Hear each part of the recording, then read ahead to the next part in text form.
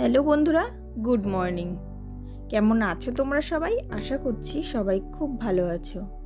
Welcome back to my channel সমাজ lifestyle. সমাজ লাইফস্টাইলের একটি নতুন ভিডিওতে তোমাদের সকলকে অনেক স্বাগত আর অনেক ভালোবাসা।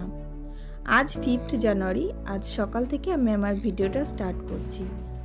তো সকালবেলায় প্রতিদিনের মতো রান্নাঘরে এসে আমি মনার জন্য খাবার করে মনাকে খাইয়ে দিয়েছি।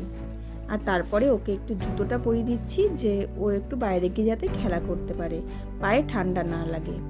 তো সেই কারণে এদিকে যে জুতোটা পরিয়ে দিচ্ছি। আর এদিকে ওর জেঠু আর ওর বাবা সব বেরিয়ে গেল রেশনে। আর দেখো টাটা দিচ্ছে ও জেঠুকে। তো যাই হোক, আজকে তোমাদের সঙ্গে শেয়ার করব আমি রান্না বান্নার পরে মানে কি কাজ করি, তো সেটাই তোমাদের সঙ্গে আজকে শেয়ার করব। তো তোমরা আজকে ভিডিওটা স্কিপ না করে পুরোটা দেখতে থাকো। এদিকে দেখো, রান্নাঘরে এসে রান্না বান্না কিছুটা গুছিয়ে নিয়ে তো আমরা এদিকে খেতে বসে পড়েছি। তো আমি আর বড়দি খেয়ে নেব, আর দুই মেয়ের খাওয়া হয়ে গেছে। তো পেঁয়াজ কলি আলু ভাজা আর এই যে ডিমের তরকারি, এই দিয়ে আজকে আমরা সকালে খেয়ে নেব। তো ডিমটা নিয়ে নিই, শুধু ডিমের ঝোল আর আলু দিয়ে আমরা ভাতটা খেয়ে নিই। আজ কি রান্না হয়েছে চলো তোমাদের সঙ্গে শেয়ার করি। তো আজ এই যে গরম গরম ধোয়া ওটা ভাত রয়েছে এক হাঁড়ি, আর তারপরে রয়েছে ডিম আর আলু দিয়ে কষা কষা ডিমের ঝোল, আর রয়েছে জিওল মাছ দিয়ে ফুলকপি আলুর তরকারি, আর রয়েছে পেঁয়াজ কলি আলু ভাজা, আর তার সাথে রয়েছে শাশুড়ি মায়ের জন্য জিওল মাছ দিয়ে বিট গাজর দিয়ে একটা পাতলা করে তরকারি। আর সকালের ভাত কিছুটা বেঁচে গেছিলো, তো সেটা বাটিতে রেখে দিয়েছি। আর এই যে পেঁয়াজ ডাল হয়েছে মুসুরির, তো সেটাও সুন্দর করে সাজিয়ে আমি এবার রেখে দেব। তো চলো, আমাদের রান্নাবান্না তো কমপ্লিট হয়ে গেছে, এবার হবে সব পরিষ্কারের পালা। তো সবার আগে আমি রান্নাঘরটা ঝাঁট দিয়ে তার সাথে উঠোনটাও ঝাঁট দিয়ে নিই, যাতে উঠোনটাও পরিষ্কার হয়ে যায়, সাথে রান্নাঘরটাও পরিষ্কার হয়ে যায়। আর তারপরে আমি করব বাসনপত্র পরিষ্কার। তো আমার অনেক বাসন মাজা হয়ে গেছে, শুধু 2-3টে বাসন রয়েছে, তো সেগুলো মেজে নেব, তাহলেই হয়ে যাবে। আর দেখো, এদিকে আমি গ্যাসের উনুনগুলো নামিয়ে নিলাম। এবার আমি গ্যাসটা মুছে নেব।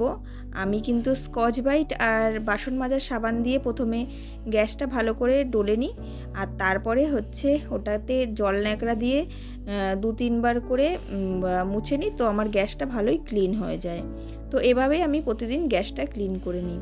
আর দেখো, মেয়ের খাবার তৈরি করেছিলাম, সেই জন্য প্রেশার কুকারটাও রয়েছে ওখানে, আর এই গ্যাসের উনুন দুটো রয়েছে। তো এছাড়া যেসব বাসন কোসন ছিল, তো সেগুলো আমার আগেই মাজা হয়ে গেছে। তো দেখো, দেখতে দেখতে আমার গ্যাসটাও পরিষ্কার হয়ে গেল, গ্যাসের টেবিলটাও পরিষ্কার হয়ে গেল। আর জানো তো, এই সময়টাতে মানে রান্নার পরে আমি মেয়েকে যেহেতু খাইয়ে দাইয়ে ঘুম পাড়িয়ে দিই, তো এই সময়টা আমার খুব তাড়াহুড়ো করে আমার কাজ করতে হয়, কেন কি মেয়ে উঠে গেলে তখন কাজ করতে সমস্যা হবে, তো সেই কারণে।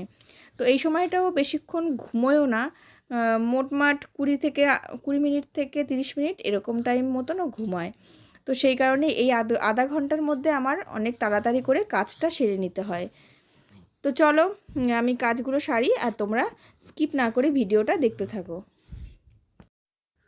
রান্নাঘরের কাজ কমপ্লিট করে এবার আমি চলে এসেছি জামা কাপড় কাচার দিকে। তো যেহেতু ছোট মেয়ে রয়েছে, সেহেতু রোজকারের জামা কাপড় রোজকার কাচতে হয়। তো সেই কারণে এই যে এদিকে আমি সার্ফটা নিয়ে নিচ্ছি আর জলটা নিয়ে নিচ্ছি।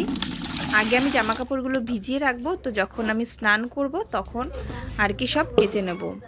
তো দেখতেই পাচ্ছ, এদিকে বড় মেয়ের জামা কাপড়ও রয়েছে, ছোটো মেয়ের জামা কাপড়ও রয়েছে। তো রোজ 1 বালতি করে জামা কাপড় আমায় কাচতে হয়, এটা আমার ডেইলি রুটিনের মধ্যেই পড়ে গেছে এখন।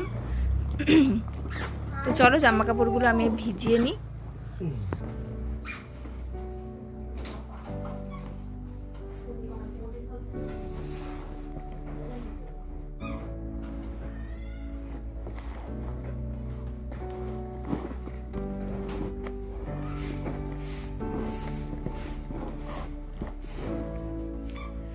তো দেখো, আমার জামা কাপড়টা ভেজানো কমপ্লিট। তো জামা কাপড়টা এখানে রেখে দেবো, আর এই বালতিটা নিয়ে চলে যাব। এবার জল নিয়ে নেব, জল নিয়ে এবার ওপরে আসবো, ওপরে এসে ওপরের ঘরগুলো মুছতে হবে। তো নিচের কাজ মোটামুটি কমপ্লিট করে আসলাম, এবার হবে হচ্ছে ওপরের পালা। তো চলো, ঘর মোছার আগে ছাদে গিয়ে দেখে আসি আমার জামা কাপড়গুলোর কী অবস্থা। তো সকালবেলায় মেলে দিয়ে গেছিলাম, জামা কাপড়গুলো শুকিয়ে গেছে, তো জামা কাপড়গুলো তুলে নিয়ে আসবো।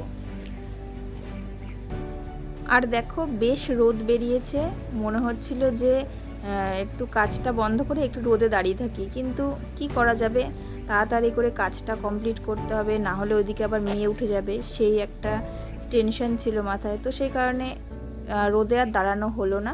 তো আমি জামা কাপড়গুলো তুলে নিয়ে সোজা নিচেই চলে এলাম।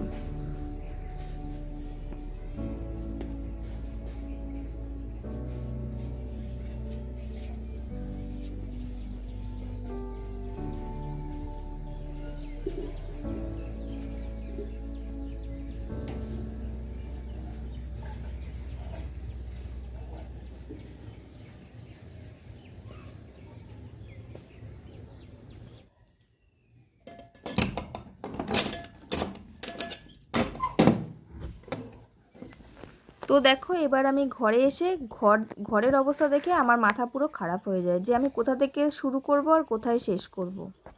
দেখতেই পাচ্ছ ঘরের অবস্থা কেমন হয়ে রয়েছে।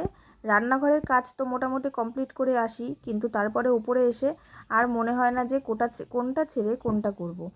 আর ছাদে গেছিলাম জামা কাপড় মেলতে, তো সেখানে যে ক্লিপগুলো লাগানো ছিল সেগুলো এইভাবে জামায় চিপকে নিয়েছিলাম, কারণ হাতে নেওয়ার জায়গা ছিল না, সেই কারণে। আর দেখো আজকে তোমাদের সঙ্গে আমার ঘর পরিষ্কার করাটা শেয়ার করলাম না, তো দেখো আমার ঘরটা পরিষ্কার হয়ে গেছে। আর এদিকে দেখতেই পাচ্ছ সব পুরোপুরি ঠিকঠাক করে নিয়েছি, বিছানাটাও ঠিক হয়ে গেছে, কিন্তু আমি জামা কাপড়গুলো গোছাতে পারিনি, কারণ এখন গোছাতে গেলে জামা কাপড়গুলো অনেকটা টাইম চলে যাবে, তো সেই কারণে জামা কাপড়গুলো পরে গুছিয়ে নেব। আর চলো এইটুকুই ছিল আজকের ভিডিওটা। তো আমার ভিডিওটা যদি তোমাদের ভালো লেগে থাকে অবশ্যই একটা লাইক কমেন্টে শেয়ার করে দিও। আর আমার চ্যানেলে যারা নতুন রয়েছে তারা অবশ্যই আমার চ্যানেলটাকে সাবস্ক্রাইব করে দিও। তো চলো দেখা হবে নতুন কোনো ভিডিও নিয়ে, ততক্ষণে যেন সকলে ভালো থেকো, সুস্থ থেকো, সকলকে ভালো রেখো। তো চলো টাটা।